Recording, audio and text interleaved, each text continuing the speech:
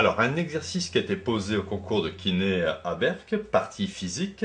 Nous avons ici un cube en bois, de côté petit a égale 8 cm, qui est relié par un fil inextensible de masse négligeable à une petite sphère en acier ici de rayon R.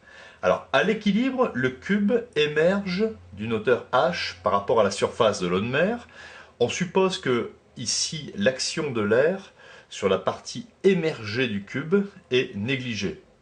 Donc ici, nous avons la surface de séparation R eau de mer, et on demande de trouver ici la hauteur H. On prendra ici petit a 8 cm, le rayon de la sphère en acier 1 cm. Donc à vous de jouer, en sachant que nous avons ici un système à l'équilibre qui flotte dans l'eau de mer. Alors on donne ici la masse volumique du bois, 7,40 10 puissance 2 kg par mètre cube, la masse volumique de l'eau de mer, 1,03 x 10 puissance 3, la masse volumique de l'acier, 7,80 x 10 puissance 3, le volume d'une sphère de rayon petit r, 4 tiers de pierre cube, et on propose ici plusieurs solutions. Petit a 1,2, petit b 1,5 pour la hauteur, petit c 1,8, petit d 2,1, petit e 2,3 et petit f aucune réponse exacte. Alors, on étudie ici comme système le cube en bois et la sphère en acier dans un référentiel terrestre, un supposé galiléen. Alors ici, c'est un problème d'équilibre. Donc le système est soumis ici à son poids, donc le poids du cube plus le poids de la sphère, et le système est retenu ici par la poussée d'Archimède qui l'empêche de s'enfoncer dans l'eau de mer. La poussée d'Archimède doit être égale vectoriellement à cette somme vectorielle. C'est un problème d'équilibre. Nous avons ici le système qui flotte dans une position statique.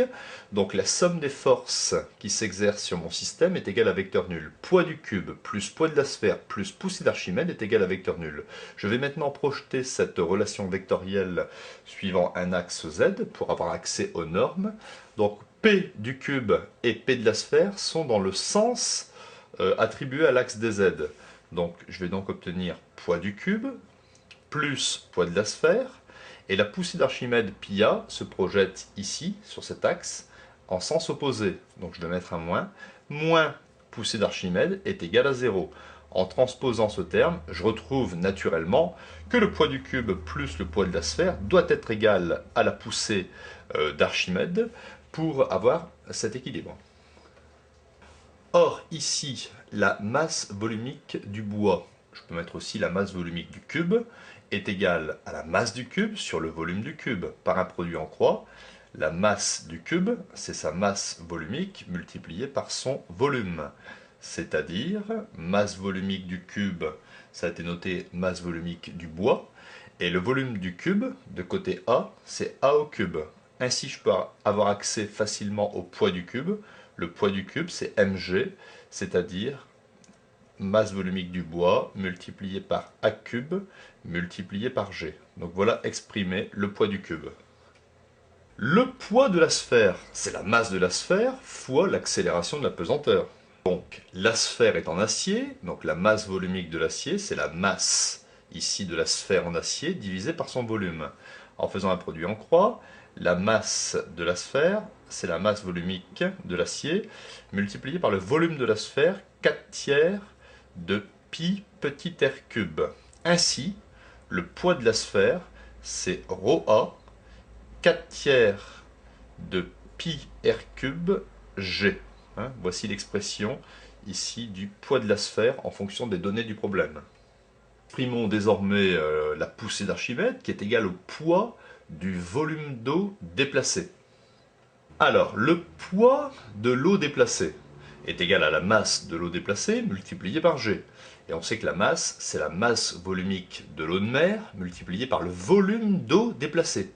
Masse est égale à ρV. Donc le poids de volume d'eau déplacée, c'est ρVG. Il reste à trouver maintenant quel est le volume d'eau déplacée. Alors ici, pour le volume d'eau déplacée, j'ai représenté ici un parallépipède. Donc petit a, c'est le côté ici. La largeur ici, petit a, ça n'a pas été représenté, parce que ça c'est une coupe.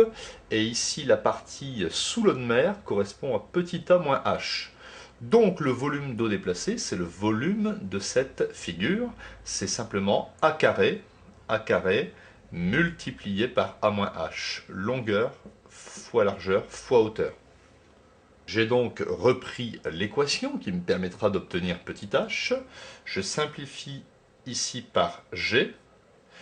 Je vais ensuite réécrire cette équation de sorte d'obtenir seulement ici l'expression A-H. Donc je vais diviser cette expression par ρe multiplié par A carré.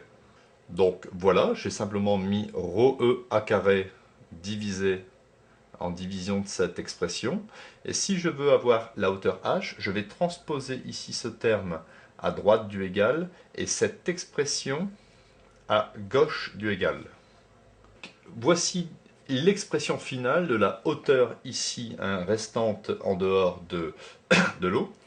H est égal à petit a moins masse volumique du bois fois a cube plus 4 tiers de masse volumique de l'acier pi rayon de la sphère au cube divisé par masse volumique de l'eau de mer multiplié par a carré. Donc petit a c'est 8 cm, je l'ai mis en mètres, 0,08. Masse volumique du bois 740 kg par mètre cube.